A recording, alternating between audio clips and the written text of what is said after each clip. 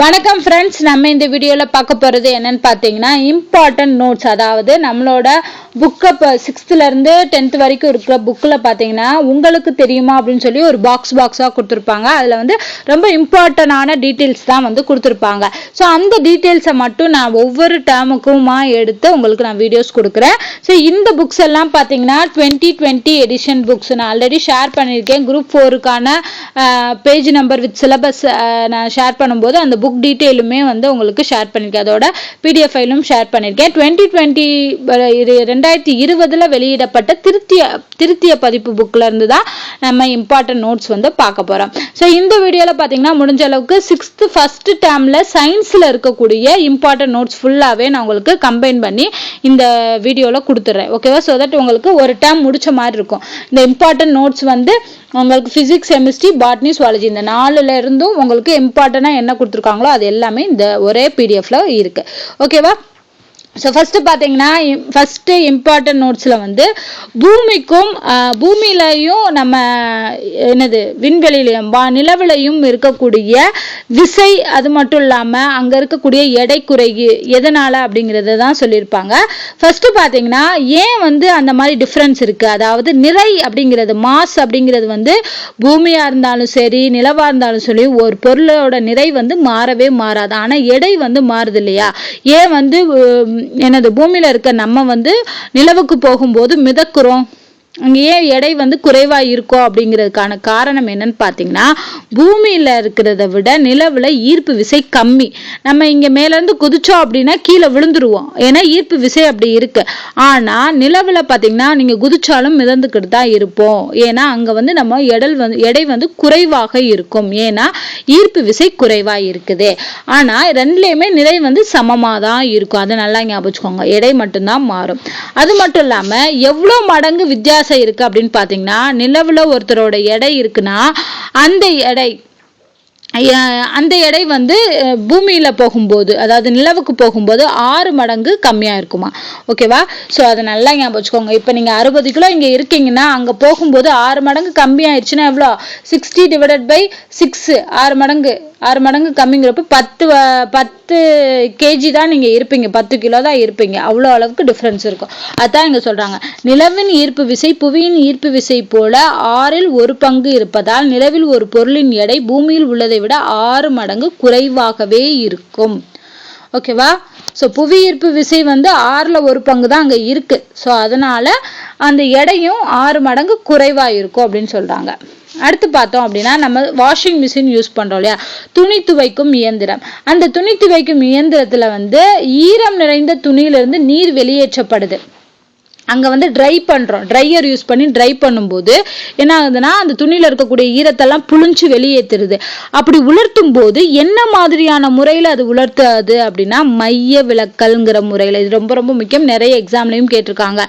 துணி துவைக்கக்கூடிய இயந்திரம் வந்து எந்த முறையில செயல்படுது அப்படின்னா மைய விலக்கல் அப்படிங்கிற முறை, மைய விலக்கு விசை அப்படிங்கிறதா இங்க பயன்படுத்தப்படுது. அடுத்து விக்டோரியா அமேசானிகா அப்படிங்கிற ஒரு தாவரம் இருக்கு. அந்த தாவரத்தோட இலை பார்த்தீங்கன்னா தட்டு வடிவத்துல இருக்குமா. இது வந்து 3 மீட்டர் அளவு விட்டம் வரை, அதாவது இதோட ஹோல் டயாமீட்டர்னு சொல்றோம் இல்லையா, இது வந்து 3 மீட்டர் வரைக்கும் அதோட நீளம் இருக்கும், அதாவது அதோட விட்டம் வந்து இருக்கும் அப்படின்னு சொல்றாங்க. ஓகேவா? இதே நல்லா வளர்ச்சி அடைந்த ஒரு விக்டோரியா அமேசானிகா அப்படிங்கிற தாவரத்தோட இலைகள் பார்த்தீங்கன்னா அதோட மேற்பரப்புல 45 கிலோ இடையில யாரையா ஒருத்தரை நிக்க வச்சா கூட அது வந்து தாங்கும் அப்படின்னு சொல்றாங்க. ஒரு தாவரத்தோட இலை வந்து 45 கிலோ மனிதனை கூட தாங்குற அளவுக்கு இருக்குது அப்படின்னா அது என்ன வகையான தாவரம் அப்படின்னா விக்டோரியா அமேசானிகா அப்படிங்கிற தாவரத்தோட இலை. அடுத்து உலகில் மிக நீளமான நதி என்னன்னு தெரியும், நைல் நதி. இந்த நைல் நதியோட நீளம் என்னன்னு கேட்டீங்கன்னா 6650 கிலோமீட்டர். உலகிலேயே மிக நீளமான நதி எது? நைல் நதி. அதோட நீளம் வந்து 6650 கிலோமீட்டர். இது உலகத்திலேயே. அதே இது இந்தியாவில் மிக நீளமான நதி என்னன்னு கேட்டீங்கன்னா கங்கை தான் இந்தியாவில் நீளமானது. அதோட நீளம் பார்த்தீங்கன்னா 2525. அது 6650, இது வெறும் 2525. அடுத்து 470 மில்லியன் ஆண்டுகளுக்கு முன்னாடி உருவானது தான் நிலவாழ் தாவரங்கள், அப்புறம் மாஸ்கள் மற்றும் லிவர்வோர்ட்ஸ் அப்படின்னு சொல்லக்கூடிய தாவரங்கள் வகைகள். இந்த தென் அமெரிக்கால தான் உங்களுக்கு அமேசான் மலை காடுகள் இருக்கு. இங்கே தான் நம்ம உலகிற்கு தேவையான ஆக்சிஜன், உலகத்துல இருக்கக்கூடிய மக்கள் சுவாசிக்கிறாங்க இல்லையா, அதுக்கு தேவையான ஆக்சிஜன்ல பாதி வந்து தென் அமெரிக்கால உள்ள அமேசான் காடுகள்ல தான் உருவாயிருக்கு, உற்பத்தி ஆகுது. ஓகேவா? ஸோ அப்போ இது நல்லா ஞாபகம் வச்சுக்கோங்க, எங்கன்னு அமேசான் மலைக்காடுகளை. அடுத்து மேலே பார்த்தது 470 மில்லியன் ஆண்டுகளுக்கு முன்னாடி உருவான தாவரங்கள் என்னன்னு கேட்டாங்கன்னா நிலவாழ் தாவரங்கள், மாஸ்கள், அப்புறம் லிவர்வோர்ட்ஸ்கள் அப்படின்னு சொல்லக்கூடிய தாவரங்கள். தாமரையோட இலை காம்புல இந்த இருக்கு இல்லையா, இதுதான் வந்து தாமரையோட இலை காம்பு. இங்க பாத்தீங்கன்னா உள்ள வந்து நல்ல இடைவெளி விட்டு விட்டு இருக்கும், ஏர் ஸ்பேசஸ் அப்படின்னு சொல்றாங்க. இந்த ஏர் ஸ்பேசஸ் இருக்கிறதுனால தான் அந்த தாமரை வந்து நீர்ல மிதக்க உதவுது. ஓகேவா? தாமரை நீர்ல மிதக்கிறதுக்கு காரணம் என்னன்னு கேட்டாங்கன்னா அந்த இலைக்காம்பில் உள்ள காற்று இடைவெளிகள் தான். அந்த காற்று இடைவெளிகள் இருக்கிறதுனால தான் அது நீரில் மிதக்கிறது. அடுத்து பாத்தீங்கன்னா உலக வாழிட நாளாக அனுசரிக்கப்படுவது எந்த நாள்? ஒவ்வொரு ஆண்டும் அக்டோபர் மாதம் முதல் திங்கட்கிழமை ஃபர்ஸ்ட் மண்டே தான் வந்து உங்களுக்கு உலக வாழிட நாளாக அனுசரிக்கப்படுது. அடுத்து மணல் குன்றுகளால் ஆன மிகப்பெரிய பாலைவனம் தான் நமக்கு தெரியும் தார் பாலைவனம். இது இந்தியாவோட துணை கண்டத்துல அமைஞ்சிருக்கு இந்த தார் பாலைவனம். இதோட ஒரு பகுதி வந்து வடமேற்கு இந்தியாவில் உள்ள ராஜஸ்தானிலும் மற்றொரு பகுதி கிழக்கு பாகிஸ்தானில் உள்ள பஞ்சாப் மற்றும் சிந்து மாகாணத்திலும் காணப்படுகிறது. ஸோ மணல் குன்றுகளால் ஆன மிகப்பெரிய பாலைவனம் எது அப்படின்னு கேட்டாங்கன்னா தார் பாலைவனம். இந்த தார் பாலைவனத்துல பாத்தீங்கன்னா இந்தியாவில் ராஜஸ்தான்ல, மற்றொரு பகுதி வந்து கிழக்கு பாகிஸ்தான்ல உள்ள பஞ்சாப் மற்றும் சிந்து மாகாணத்துல காணப்படுது. அடுத்து வளரும் பருவநிலையில அதிவேகமாக வளரக்கூடிய தாவரம் எது? ரொம்ப அதிகமா வளரக்கூடியது உயரமான மூங்கில். ஞாபகம் வச்சுக்கோங்க, ரொம்ப உயரமா இருக்குல்ல, அப்ப என்ன அர்த்தம்? அதிகமா வளருதுன்னு அர்த்தம். அப்ப அதுதான் மூங்கில் அப்படின்னு ஞாபகம் வச்சுக்கலாம். அடுத்து சிங்கப்பூரில் உள்ள ஜுராங் பறவைகள் பூங்காவில் பெண்குவின் பறவைகள் பனிக்கட்டிகள் நிரம்பிய ஒரு பெரிய கண்ணாடி கூண்டிற்குள் 0 டிகிரி அல்லது அதற்கும் குறைவான வெப்பநிலையில பராமரிக்கப்படுகிறது. ஸோ 0 டிகிரி அதை விட கம்மியான வெப்பநிலையில பராமரிக்கக்கூடிய விலங்கு எதுன்னு பாத்தீங்கன்னா பெண்குவின். அது எங்க அப்படி பராமரிக்கப்படுதுன்னா சிங்கப்பூர்ல உள்ள ஜூராங் அப்படின்னு சொல்லக்கூடிய பறவைகள் பூங்கால. அடுத்து பாத்தீங்கன்னா பருவ மாறுபாட்டின் காரணமாக விலங்குகள் ஒரு இடத்துல இருந்து வேறொரு இடத்திற்கு செல்றதா வலசை போதல்னு சொல்லுவோம். இனப்பெருக்கத்திற்காகவும் பருவ மாற்றத்திற்காகவும் என்ன பண்ணுனா ஒரு இடத்துல இருந்து இன்னொரு நாடு விட்டு நாடு கூட போகுங்க பறவைகள். அதுக்கு பேரு வலசை போதல். அப்படி நம்ம இந்தியாவுல எந்தெந்த இடங்களுக்கெல்லாம் பறவைகள் வரும் அப்படின்னு பாத்தீங்கன்னா நம்ம தமிழ்நாட்டுல